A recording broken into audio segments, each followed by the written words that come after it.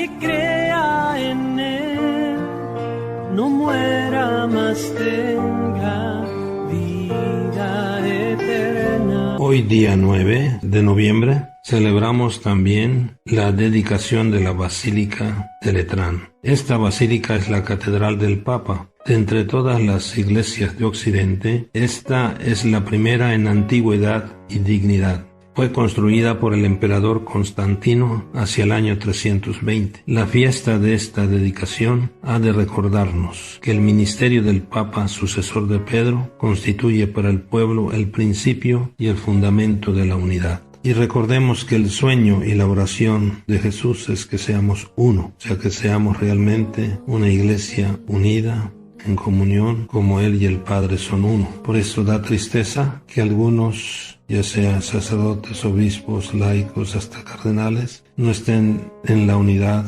caminando con el Papa y que se crean más que el Papa y que inclusive se atreven a criticar y hasta a condenar, juzgar al Papa y a las conferencias de los episcopados. Por esto, recordemos que la unidad es el sueño y la oración de Jesús, y esta unidad se da en torno al Papa el día de hoy y siempre. Seamos iglesia y no seamos islas. Escuchemos hoy el Evangelio de San Juan en el capítulo 2, versículos del 13 al 22. Cuando se acercaba la Pascua de los judíos, Jesús llegó a Jerusalén y encontró en el templo a los vendedores de bueyes, ovejas y palomas, y a los cambistas con sus mesas. Entonces hizo un látigo de cordeles y los echó del templo, con todo y sus ovejas y bueyes. A los cambistas les volcó las mesas y les tiró al suelo las monedas. Y a los que vendían palomas les dijo: quiten todo de aquí y no conviertan en un mercado la casa de mi Padre. En ese momento sus discípulos se acordaron de lo que estaba escrito: el celo de tu casa me devora. Después intervinieron los judíos para preguntarle: ¿qué señal nos das que tienes autoridad para actuar así? Jesús les respondió: destruyan este templo y en 3 días lo reconstruiré. Replicaron los judíos: 46 años se ha llevado la construcción del templo,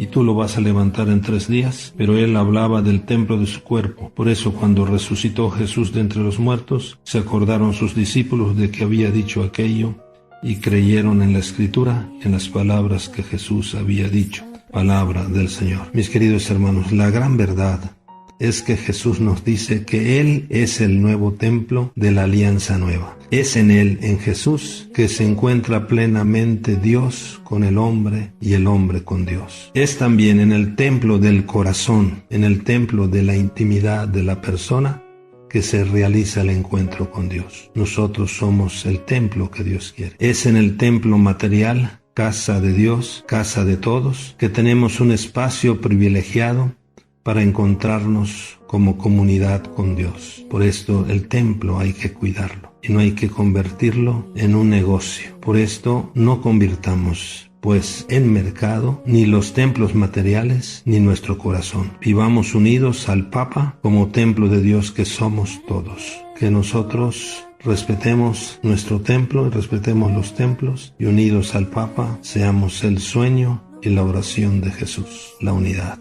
su verdadera familia. La Basílica de Letrán, recordemos, es la catedral del Papa en Roma y es la iglesia llamada madre y cabeza de todas las iglesias de Roma y del mundo. En esta fiesta se expresa la comunión de todas las iglesias católicas con el Papa como obispo de Roma y obispo universal, que, como escribió San Ignacio de Antioquía, preside a todos los congregados en la caridad. Seamos piedras vivas de este templo que quiere el Señor, y que nuestro corazón sea un templo donde nos encontramos con Dios para amarnos como hermanos. Bendiciones, paz y bien para todos. Jesús está vivo, es el